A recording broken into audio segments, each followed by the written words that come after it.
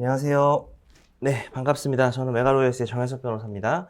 자, 오늘은 기록실전 시즌 3고요. 시즌 3인데, 여태까지 이제 해오던 걸로 기준으로 하면은, 6회죠. 그래서 7회로 마무리가 될 것 같고, 제 기록형 특징은 이제 변시 모의 시험 중에 중요했던 거를 합쳐버리거나 응용을 해서 내고 있습니다. 그리고 최신 판례를 가지고 좀 빨리 문제를 만들어서, 오늘도 최신 판례는 있지만은 완전 최신 판례는 오히려 지난 시즌에 좀 했었고요.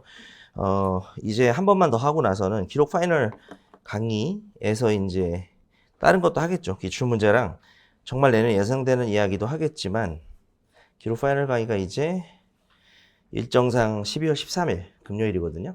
가족부 파이널은 12월 12일이고 지금 일정이 정해져 있고 그래서 그때 이거 7번을 좀 열심히 보신 분들은 뭐 더 좋을 거고 열심히 안 봤어도 그냥 뭐 나름 시험만 응시하고 강의를 안 들었다든지 아니면 시험 응시 못하고 강의를 들었거나 이렇게 어느 정도라도 해 오셨다면은 이것들을 이제 사람의 기억이라는 게 일부러 이제 뭐 드라마나 여러분 뭐 드라마 안 보시겠지만 안 보시죠? 예, 뭐 드라마나 영화나 이렇게 특정 주제를 해가지고 그 사건이 그거였다라고 좀 기억에 남기는 것도 은근히 효과는 좋기 때문에 뭐 그때 그죠? 뭐 정년이 편 이렇게 해가지고 요거는 내년 예상 문제가 좀 많습니다. 그래서 잘 푸셔보는지 모르겠네요. 해설을 한번 같이 해보겠습니다. 자, 우리가 시즌 1이나 2 시작할 때 문제 읽는 법에 대해서 좀 알려드렸지만 이제 3 시작할 때 그럴 건 아닌 것 같아요. 그래서 시즌 1 시작할 때나 2 시작할 때 부분을 좀 참고하시고 오늘은 좀 간략하게 최초로 좀 시간을 지켜서 시간 좀 안 넘기고 좀 끝내보려고 생각 중입니다.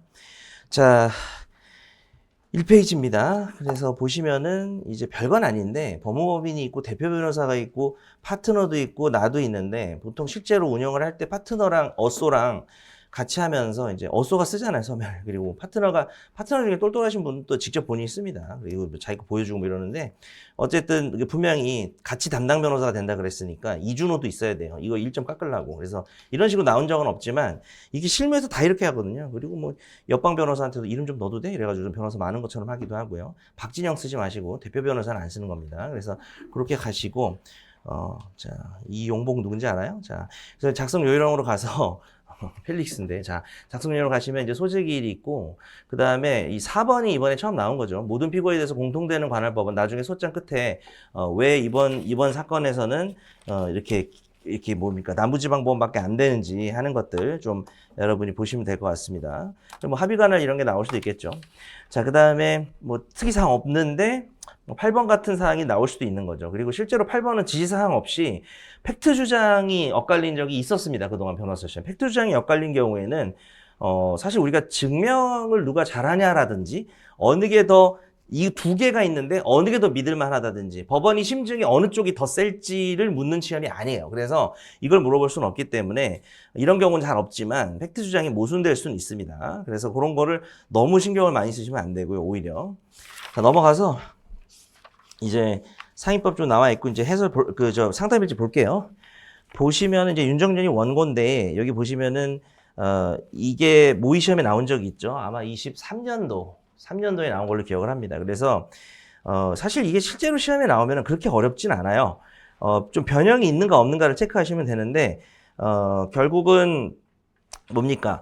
지금 주인공이 누구로 나올 수 있냐면은 허영서로 나올 수 있습니다. 여러분 실제 시험에서는 사례형이나 기록형에서 허영서로 나올 가능성이 실제 더 높아요. 그래서 윤정년은 지금 졸지에 이리저리 명의신탁 관계를 정리하는 과정에서 한 번, 두 번, 세 번 이런 식으로 임대인주의를 승계하게 된 거죠. 그래서 임차인인 허영서하고의 관계에서 나는 어쨌든 인도를 받아야 될 거 아닙니까? 근데 그걸 내면서 저가 낸 문제의 장점은 또 최신 판례를 좀 섞을 수가 있었어요. 그래서 이게 작년에 나온 법정형 모의 시험하고 똑같은 건 아니고 그 구조에다가 만약에 주인공을 임대인으로 해버리면 임대인 입장에서 인도를 구할 때 이 상가 임대차라고 하는 거는 과연 언제 끝나는 것인가. 출제자의 머릿속에는 이제 언제 끝나는가가 되게 중요할 수 있거든요. 근데 그 중에 가장 끝판왕은 이번 문제입니다.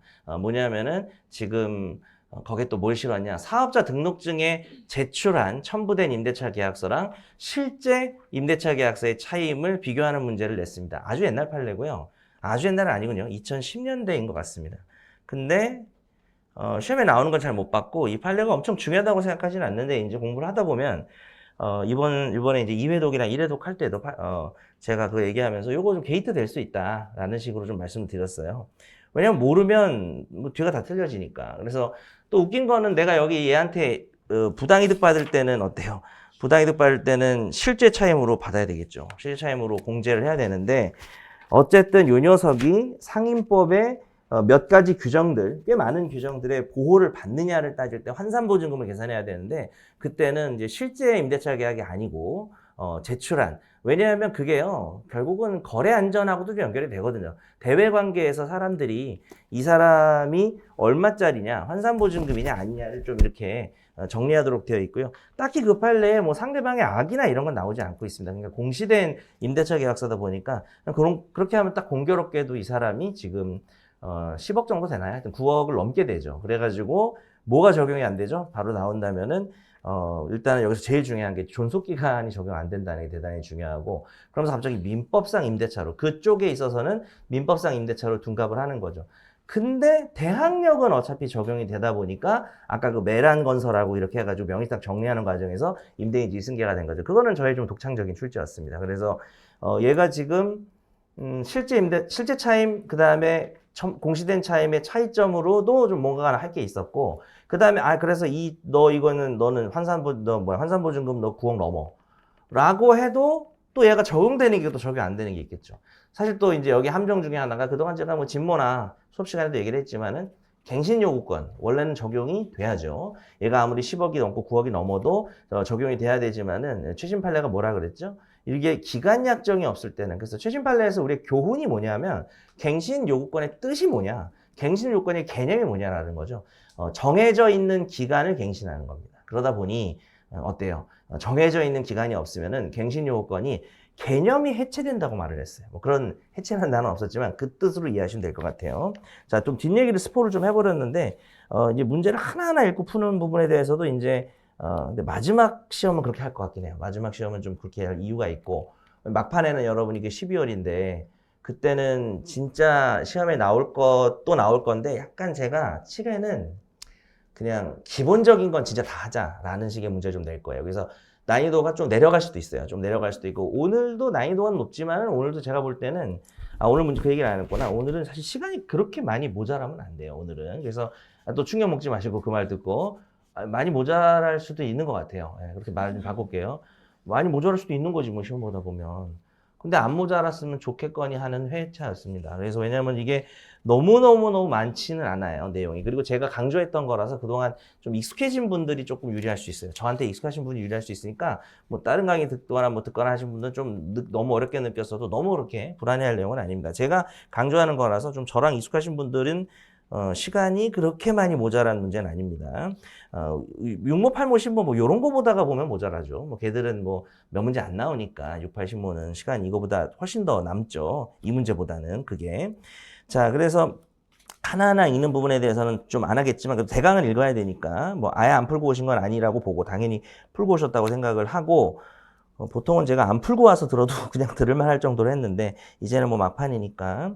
자, 이게 보니까 지금 윤정년이랑 외란건설이랑 이거를 대물변제해서 여러분 대물변제는요 거의 매매랑 비슷하다고 보시면 됩니다. 차이가 날 때가 좀 있겠죠. 내가 잔금 내고 뭐 동의항하고 이런 건 아니죠. 그냥 받기만 하는 거다. 일방적이다 보니까. 그러나 어쨌든 대물변제 약정을 해서 이제 받기로 했는데, 자, 여기 잘 읽어야죠. 셋째 줄에. 이거 여러분 실제로 이렇게 나올 거예요, 시험에.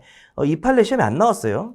다만 윤정년은 고향 후배인 강소복이 부탁하여 강소복이 메란건설과 신사동 상가건물에 관한 매매 계약을 체결하고 이전 등기를 마치도록. 이게 대단히 큰 차이인 거예요. 지금 윤정년도 대물변제 계약이 되어 있는 거죠. 그 상태에서 고향 후배한테 부탁하는 모습은 보통 명의신탁만 하고 다시 메란건설에 부탁해서 그쪽에다가 좀 등기를 해주라고 하는 삼자간일 경우가 많죠.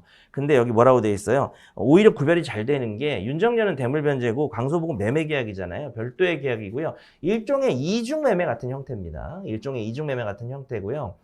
그런데 결국은 이중매매가 안 되는 이유는 여기서 이제 악의 계명신이거든요. 그래서 사실은 이 강소복 매매 계약이 무효예요. 네, 무효입니다. 그러니까 뭐 하나가 무효라면은 형태는 이중매매일 수 있지만은 결국은 무효인해가 하나 있다면은 뭐 이중매매가 아닐 수 있죠. 근데 뭐 적극가담 이중매매도 우리가 이중매매를 하니까 넓은 의미에서 이중매매인 거고. 근데 윤석열은 일단은 등기를 자기가 받을 생각이 없어요. 그냥 자신의 대물면제 계약을 발동시키는 게 아니라 자기가 부탁한 강소복의 매매 계약을 발동시켜서 그쪽으로 등기를 하는 거죠. 그리고 실제로 여러분 등기부도 봐도 그렇고 이 내용들을 보면은 사례형을